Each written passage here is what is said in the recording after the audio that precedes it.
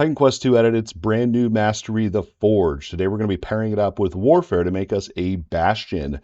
We're going to be going with Spin to Win here. There's a cool ability with the Forge called Forge Call that summons out these orbs that spin around you, and I thought that would pair up pretty well with Whirlwind over from the Warfare tree, but it had a couple issues. But I finally have worked my way around it, and I'm excited to talk with you about this build right now. This build's pretty great, and everything we're going to cover here in the video can be used for killing bosses as well as map clearing. You're not going to have to change anything around or anything like that.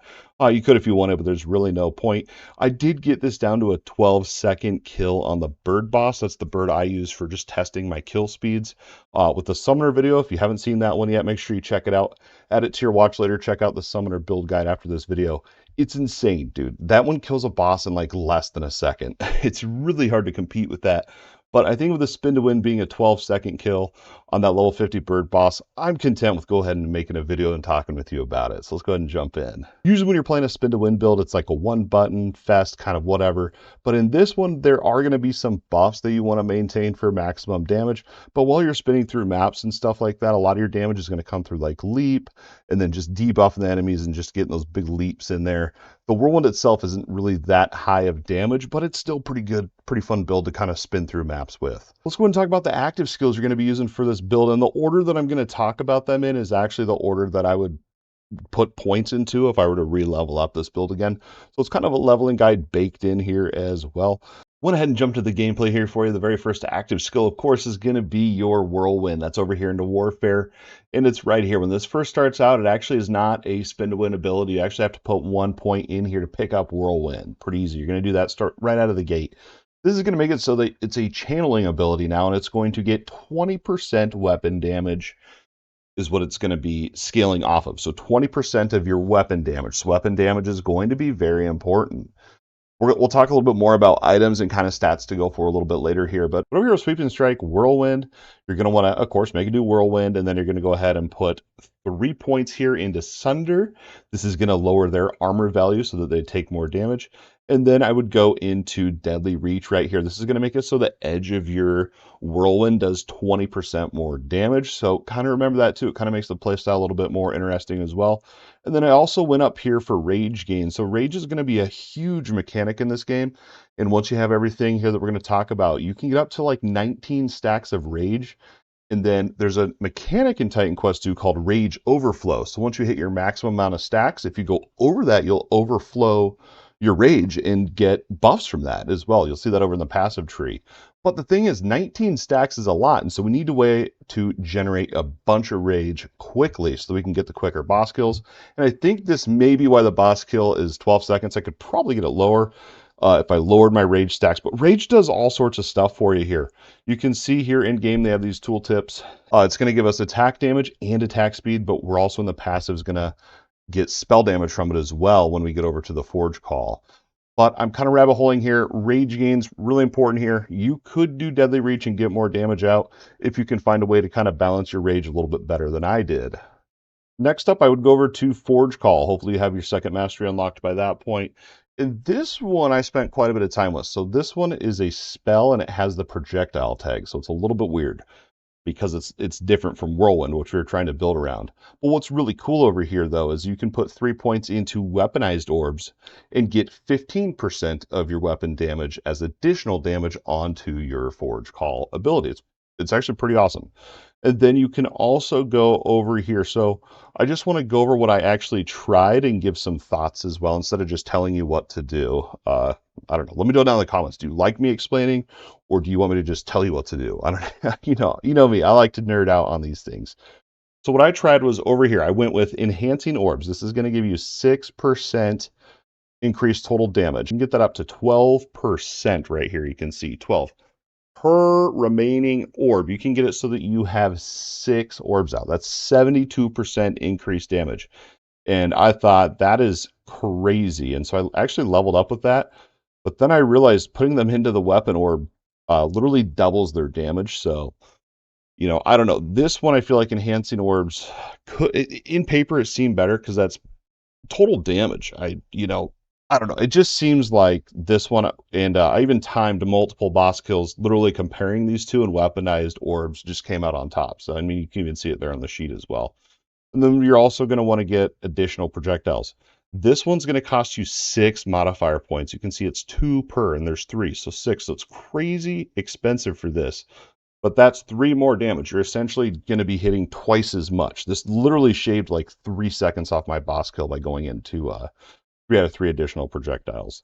Before that, I just had more points into enhanced damage, but yeah, we're just going to dump the 1 point in there. So just to recap, Forge Call, you're going to go 3 out of 3 weaponized, 3 out of 3 additional projectiles, and then just put your last point here into enhanced damage. There's other things you can do with this ability. It's pretty versatile, but I think we've talked about this one enough. Let's go ahead on to the next skill here. Next up, we're going to have Leap. This one's really great for mobility, but this one actually does insane damage, I realized. So this one, you have to put a point in here first into Slam Attack. Again, this is going to make it so the ability is based off your weapon damage. So weapon damage, you can see, is now affecting 2 different abilities here. So Slam Attack 1 point, and then you can make it do even more damage with your Seismic Slam as well. And then this is also going to do a little bit of damage when you from your launch position. It's not that big. It's more for where you actually land is where the big damage is going to be. And then I go for the cooldowns. So we can get 3 stacked up for this. It's really awesome. You go into a boss fight, you get all your buffs up, get your rage overflow buff, leap 3 times. It's like half their health, sometimes even more than that. Leap is really, really, really strong, but it does cost quite a bit of energy. Next up, we have Stomp. This one's really cool. So you can actually use this while you're channeling. It's really nice. I mean, it obviously makes sense we'd use it. It's also going to debuff the enemies by making them vulnerable. Vulnerable in this game, again, we'll check our nice little tooltips that they added here, is going to make them take 20% increased damage. Awesome. And you're always going to be using this as well, at least every 8 seconds, I guess. So I guess you'd have a 4 seconds of downtime on that vulnerability debuff. So, maybe cooldown reduction would come more into play here, but I don't know. I just used it on cooldown, whatever. And then in order to be able to use it while you're channeling, you do have to have the quick stomp here as well. I forgot to mention that first. So I would go quick stomp first and then vulnerable. And then after that, you're going to go into raging stomp here. This is going to give you more rage stacks. We've already talked about the rage mechanic here, so that's why we're grabbing 3 out of 3 there. Next up, back over on our forge tree, we're going to go into chains. This one's really cool, and I'll actually show you this one here while I'm talking about it. So this is an awesome ability. I love the pull mechanics in games where you can just pull the monsters in and slam them. I love that in games. It's so fun. So you can actually go here so that you can use the chains while channeling. Whirlwind is channeling. It makes sense, again, why we're going to use this. This is how I have it set up, and then I'll talk about something that you can do that I think is pretty cool. So you have to have the free chains, cost 2 points, and then you're going to go into Sunder here. I guess we could take some points out of damage and go more into Sunder. So I would do that. That's going to give you that more armor reduction there for the enemies. So they're taking more damage from all your other physical damage you're dealing. That's pretty much going to be it over here. The reason it's limited is because we grabbed some debuffs from other skills that we're going to cover. But what you can do that makes this thing pretty cool. So here's the chains by default, or without what I'm going to show you here. So just kind of it's a little cone AoE. You can add on more chains to this. But what I like and what I want to show you here is if you go into additional chains and then you come over here to whirling chains, look at this thing. You can make it so that when you're spinning here, it actually pulls them out in a 360. It pulls all of them around you. I actually found this to not be that good. It was cool leveling up, and it was actually really fun and awesome. But you just don't need it. You just don't need that big circle AoE to pull them all in, because you're going to be killing stuff so fast that as you approach the monster, use your cone, pull them in, boom. There should be nothing behind you anyway. So that's how I have my chain set up. All right, so the next up, we have 3 kind of buffs, debuffs that we're going to talk about. The first one here is going to be over in Warfare. This one's Doomhorn. This one's very expensive with your energy, so do not spam this one. There's no cooldown on it, so it's very easy to spam. And I really only recommend using Doomhorn on a boss or something that's going to be alive longer than 1 or 2 seconds. Otherwise, you don't need to use this. It'll just drain your energy. But I use this, and I've used this in a lot of my other builds that have Warfare in them, just for that damage resistance. It's insane. I mean, it's 24% damage resistance to the monster. And you can pretty much have 100% uptime on this. Again, this is primarily going to be used for bosses. Next up, and it's over here in Warfare, and here towards the end, you could go into either of these, but we'll just go into Valor here first, is the first one we're going to talk about. So Valor was a newish ability when they added these tier 4 skills. I remember being super pumped for it, but this one's a buff. It just straight up gives you increase total damage. And then you can come over here, and I only had 3 points to dump in here. I could take some out of like the Doomhorn or something like that, but then I had an odd point left and it just felt weird. And also, why not stack buffs and get more damage, right? So Valor, what you're going to do, and you can use this even while you're spinning as well. It's pretty awesome. You can see it right there above my head. So what this ability is going to do is increase your movement speed, which isn't that great really for this, but it is going to increase your total damage, and you can come over here to Deadly Strike and get additional damage increased here. So it's literally a straight up buff, and you can have pretty much almost 100% uptime. Again, I could pull a point from somewhere and put it here into duration or something like that. There's playroom. This is just the build I killed the 12-second boss with, so that's why I'm, showing this version of it here. The last kind of buff, debuff thing here is going to be Force Field. If you saw our Summoner video, this one's huge. This is a very important skill to have. So this is going to debuff the enemies. It makes them do less damage, less movement speed, whatever. Don't care about that. We're in here for Fragile. Enemies inside the area are going to take 22% increased damage. So just another damage increase. It's literally just another damage increase is all that's for. And lastly here, I think I forgot to mention our auras. So over on Warfare, you probably want to pick this up sooner. I don't know. It's not that huge, but it is nice to have a little bit of flat damage. First one's going to be Battlefield Awareness. And auras are, if you haven't played Titan Quest 2 before, they're toggleable abilities. And you can kind of see here, if you can see behind my camera, you can see it actually seals off or reserves our energy here. Anyway, so Battlefield Awareness. This one's going to give you armor, I think, but all we really care about here is the strike imbuement. This is going to give you plus 19 strike weapon damage. Remember, we have 2 skills that go off weapon damage, so that's why that's there. And again, I don't know if this is the strongest thing, but I liked it. And then you can do the same thing over here on Forge. You can get Tempered Arsenal. And then I did go 4 extra points here into Conversion. So if we could get our energy regen under control, we could probably even take points out of here and put them somewhere else. I just really kind of struggle with seeing, where else to really pull more damage from. But I don't know. If you're playing this build, let me know in the comments if there's something I missed or a way to squeeze out more damage. But this is how I have it set up. Tempered Arsenal, that Strike Imbuement, Conservation, so it takes up less mana when it's turned on. One other thing I wanted to note here with these aura abilities is you can actually find on your gear, you can find a way to reduce the amount of energy that's reserved. Pretty cool. Oh, also, I had someone ask in the last video if I had any points into any core abilities, so I'll go ahead and show that here in this video. No points in any of our core stuff, just everything that we've already talked about here. And on to our passives. Let's go ahead and start out here with Forge first, because there's only 2 in here that we're even going to put points into. The very first one is Salvager. This one's going to help you generate divine cores, which isn't that big of a deal, but we're in this for the increased damage. You can see whenever you gain divine cores, you and your summons, we're not using summons, so we don't care about that, but you gain 36% increased damage. Pretty awesome. The feats on here is chance for double divine cores. You don't need that many divine cores. There's no other really good feat in here. And then the other one was maximum. Same kind of story here. This is just for the 36% increased damage is really it. Because the only core spender you really have here, I believe, is your Forge Call. Everything else doesn't cost any of those, so... And I guess I should say Divine Cores is a item that drops when you kill enemies. You can pick it up, and it's what fuels your Forge abilities. Again, I go over that pretty in-depth in the Summoner video. Next passive is Reinforced Weaponry. This one's going to increase your physical damage and bleed damage. We're more about the physical here, since Strike is our main source of damage. But you can get increased physical as your feat, increased physical damage, and then damage against bleeding or staggered enemies. So staggered is actually an ailment in this game that is caused by strike damage. Now, it does not deal damage over time itself, but if you see that debuff on there, it counts as them having that ailment, and so you're getting 20% increased damage from this passive. Super worth it. Over on Warfare, we're going to start right down here. You get increased damage with weapon attacks, and you're also going to get attack speed. Now, you only have the 2 weapon attacks, so it's, one of them is your whirlwind, so, I mean, it's pretty good. This is where it kind of gets weird, because it's kind of split, right? Because you got to remember, we have the whirlwind doing weapon damage, and then you have your spell with the Forge Call, so it's kind of weird. It really is kind of weird, but this is the best way I could find to make it work. So, your feats over here is going to be attack speed, ailment chance, again, for that stagger chance. And then over here on Martial Expert, you can get increased physical damage, increased stagger chance, I think self-explanatory, increased physical damage, increased strike damage over here as well, super good. Next up, we have Combat Rush. The feats over here, this one's going to be whenever you use a melee skill, which is going to be all the time. You're going to get increased damage and movement speed.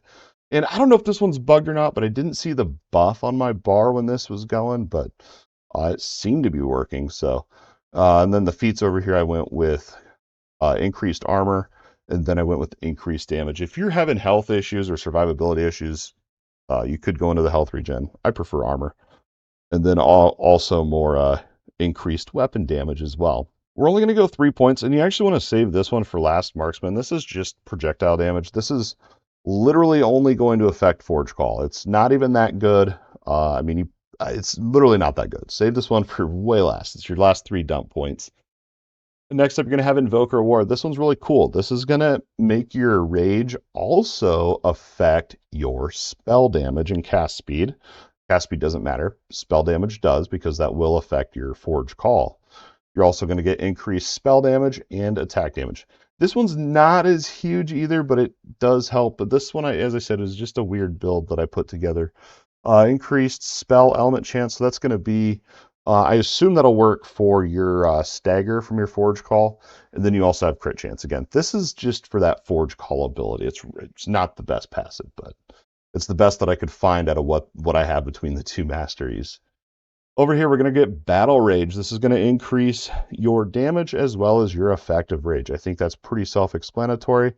You can get it so you can get more maximum rage. And you can also get it that whenever your rage overflows, you heal for 12 health. Now, we talked about that, where if you go above your maximum stacks, that counts as overflowing your rage. And you're going to see another thing here coming up that I love. It's probably my favorite part of the build. But before that, we have Heart of Battle. This is going to be a 10 points here. This one's going to be all the enemies they're close to you are going to give you increased damage. It does cap out at 48% damage here, I think, as well. But, this one's always going to be up. I mean, you're pulling all the monsters into you. This buff's always going to be up. And then your feats, you're going to get more damage and increased limit as well, so you can get more damage. And last but not least, and probably my favorite passive, we have Frenzied Rage. This one's going to increase the rage effect, increase the rage duration, which is nice, so that you can actually get to those maximum stacks a little bit easier. And then you're going to get your rage duration here for duration. But this one's my favorite here, Rage Overflow. This one's going to give you weapon pierce and strike damage. So weapon, strike, damage, and 20%. The movement speed's whatever. But the flat plus 15 weapon pierce and strike damage is really good. So, and that's the thing too, when you're noticing our boss fights and stuff, we want our rage to overflow as quick as possible so that we can be getting this buff. That's pretty much going to be it for your passives. Over on your attributes, this one, you really are just going to go into agility and might, and you can split them 50-50 if you want to, but just make sure you can equip the gear once you have enough agility. Just dump the rest into your might. You can see mine here. That's really it. I didn't put any points into vigor because I'm not dying at all, so I didn't need the extra health. But the main attribute we're going to be looking for here is going to be fitness. So anything that has agility or might, or to a lesser degree vigor, because remember, agility gives 3 fitness, 1 might gives 3 fitness, but 1 vigor only gives 2 fitness. So agility and might are a little higher priority there. And what fitness does is it's going to increase your strike damage. That's what this build is based around, is strike damage, so it makes sense there. Over onto our stat priority, and we will break down each item slot, but first I just kind of wanted to show my actual stat priority here. Very first thing you want to get on your gear, of course, is your defenses. I'm going to be talking mainly about the best ways to deal more damage, but of course you want to get your resistances, health, glancing, all that, okay? Outside of that, though, you're looking for strike damage. You're looking for agility, might, again, to increase your fitness. You're also going to be looking for attack speed. You can see I have some right here on my arms. We got attack speed and strike damage. These things are insane. It's been a while since I've seen a replacement for these, actually. And then you're also going to want weapon damage, which I've only ever seen on your weapon, surprisingly enough. Makes sense. And then, yeah, of course, your defense stats. So just to recap. Strike damage, attack speed, might and agility, and then weapon damage. The more weapon damage on your weapon, the better, obviously. So that's kind of your stat priority here. Let's go ahead and break it down, though, by item. And I kind of saved up some extra items here just so we can compare what all can roll on everything. So over here on your helmet. So over here on your helmet, you're going to be wanting, first and foremost, I make sure I have either might or agility on there. I have not seen both those roll on an armor piece. I don't even think they can. But you definitely want to get your primary attribute, agility or might. They're both fine. And then resistances. This one's pretty good with the triple resistances. You can also get on your helmet so that it reserves less energy, which would help with your energy stuff. You can also get cooldown rate reduction here, which I don't really think is that necessary. I originally, when I was making this build, I thought I would stack cooldown so I could spam more leaps, but I just don't think it's necessary, honestly. I'd just get more damage. And then over on your shoulders, you want might or agility, health, and then I would actually take 2 resistances. I don't really want the pierce armor. I'd rather have 2 resistances, or it's really not that bad of a shoulder piece. You can also get crit chance on there as well. So I'd like to have like might and or agility, and then also crit chance would be awesome, but haven't found it yet. Over on your chest piece, you're looking for might or agility. I mean, you can probably see a trend here with our armor, but I'll show you each piece of gear anyway. Health, resistances. Health is always nice. Resistances, and then vigor and might. Remember, that vigor is going to also increase our damage, our fitness as well. So keep that in mind here. Over on your weapon, you want the highest weapon damage possible. The highest I've found has been 2-handed clubs at level 45. You're going to be looking for plus. You can see on here it has 70 weapon strike damage on there. That's flat damage. It's insane how much more that increases. You can also find increased strike damage here, which is a percentage. Right here you can see over on this one. So my dream weapon would be increased strike damage and then flat strike damage on there. And then like attack speed and crit would be awesome, but I just haven't got that lucky yet. And as far as uniques, I really didn't find many cool uniques. There's a couple in there I think maybe you could consider. Like the Dam Breaker could be kind of cool. I just didn't find a level 45 version one yet. I don't know. Let me know if there's some uniques you think I should try out for this build. Let's see. Our next item slot here, though, is the necklace. The biggest thing on your necklace is going to be, again, agility or might, and then resistance is health. I believe you can also get cooldown. You can get energy regen. You can get minus energy reserve. Pretty versatile slot there. But most importantly, you want to make sure there's might and or agility on there. Run your rings. These are pretty cool. So these are the epics that I'm using here. I guess I did look into some epics. But these are the rings you're going to be looking in, and these do stack. The Kratos coil, you can see here, they do stack. The big thing here is it gives a plus to your maximum rage stacks. Now you can actually check in your character details here, and I believe it's right down here under your offensive stats here. I went over here to second, and then offensive stats here, you can see rage minimum and maximum. I can get up to 19 stacks of rage. That's basically 19% more spell damage, attack speed, whatever. So it's really cool. And when you're at 19 stacks, you can really feel it. It's awesome. So these 2 stack, and then the other 3 I think was from that one passive we grabbed. Over on your arms, kind of touched on these. You want attack speed, strike damage. I don't know if they can get crit chance or not, but that'd be awesome. Resistances, whatever. And then boots, you always want to have movement speed, but most importantly on your boots here, agility and or might, and then obviously movement speed, health, resistances. And then over on your potions, over on your actual health potion, I just go for whatever gives me the most health. And then over on my mana potion, you want energy regeneration for this, because it is pretty intense energy build here with your leaps and everything going on. That's going to be it for your gear. Let's go ahead and talk about charms and relics. This one's pretty simple. So you're going to go 4 pristine plumages here because these give you 30 agility. Actually pops it into my bag here so you can see what it looks like. It's this feather thing.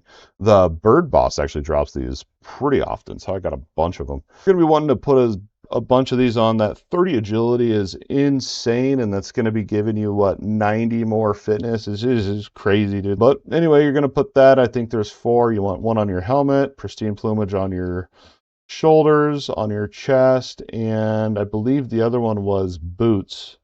And then other than that on your weapons, so this one you have a couple choices. I went with the Hollow Fang here because this is going to actually increase your base weapon by 8%. The vitality damage is cool, whatever. I don't really have any of that, so it doesn't matter. But I did compare it over here to the Anvil of Hephaestus. I don't know how you say that word, but I took my best shot at it. But this one's going to give you increased area damage and increased base, and that was only 7%. So I thought, this one's probably better. But if I were to complete a full set of this Anvil, I would definitely pop this onto the weapon instead. Over on your neck piece, yeah, I have Raging Tempest here. I'll show you what it looks like. This one's just for lightning resistance. My lightning resistance is lacking, so that kind of got me to the cap there. Over here, so this one's pretty cool, and I haven't completed it yet. So on your, what is this, arms, you're going to be getting the Rage of Ares relic. This one's going to give you increased strike damage. Now, the completion bonus on there is when an enemy dies, you gain increased speed, up to 15% increased speed. So again, this one probably wouldn't be great for bosses unless there's ads in there, but I don't have a completion bonus quite yet on there. And I think that's it really for relics, charms, skills. I think that's pretty much everything, man. I can go ahead and just show you some of my cool stats here so you can see my resistances. I kind of wanted to show you my strike damage here is only at 227%. I feel like I could probably get that higher or something, but and I didn't even really go for, I don't even have crit chance, so I need to rework that. Maybe that's part of the key here too, to get a faster boss kill, but I don't know. I got it down to 12 seconds. I'm pretty happy with this build. And that's my first ever spin to win build here on Titan Quest 2 with the Bastion. We took the Forge Mastery, slammed it together with Warfare, made a Bastion spin to win build. Overall, I had a lot of fun, really trying to figure out how the Forge Call could kind of synergize a little bit with Whirlwind. You know, I don't know. I feel like I could probably find a stronger spin to win build with a different mastery. But that's the only one I've really tried at this point. So I just want to go ahead and talk about it, man. That, you know, I like the build overall. It's decent. And I had a great time playing the build, and hopefully you had a great time watching this video. And that's going to wrap it up for this Titan Quest 2 Spin to Win Forge Bastion build guide video. Hopefully you found this video useful and or entertaining. If so, don't forget that like button and subscribe to the channel if you think I've earned it. Please consider becoming a YouTube channel member today. The support helps more than you know. But don't forget, your view alone means the absolute world. Once you're done watching this video, make sure you go ahead and check out some of our other Titan Quest 2 build guides, and you can also have a look around at some of our other action RPG content here on the channel.